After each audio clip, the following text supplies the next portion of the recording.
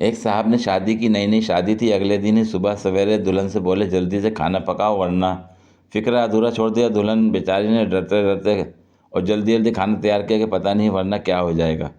کچھ دیر گزری تو پھر حکم ہوا میرے کپڑے استری کرو ورنہ۔ وہ خاتون پھر اٹھیں، جلدی سے کپڑے استری کر کے دے دیے کہ پتہ نہیں کہ ورنہ کے بعد کیا ہوگا۔ پھر کچھ دیر گزری، کسی اور کام کے کرنے کا حکم ہوا اور ساتھ ہی ورنہ، اور اس کے بعد روزانہ ہی ہر کام کے حکم کے ساتھ ورنہ ضرور لگتا۔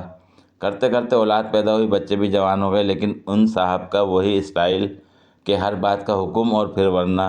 ایک دن وہ خاتون کسی بات پر غصے میں تھیں، اتنے میں شوہر نے حسب معمول حکم دیا کہ میرے لیے کھانا بناؤ ورنہ۔ محترمہ بہت غصے میں تو پہلے بیٹھی تھیں، کہنے لگیں ساری زندگی گزار دی میں نے تیری ورنہ ورنہ کی گردان سنتے، آج بتا دو ورنہ کیا کر لو گے؟ میں کھانا نہیں بناتی ورنہ کیا کر لو گے؟ تو صاحب نے مسکین سے صورت بنا کے کہا ورنہ بھوکا ہی رہ لوں گا۔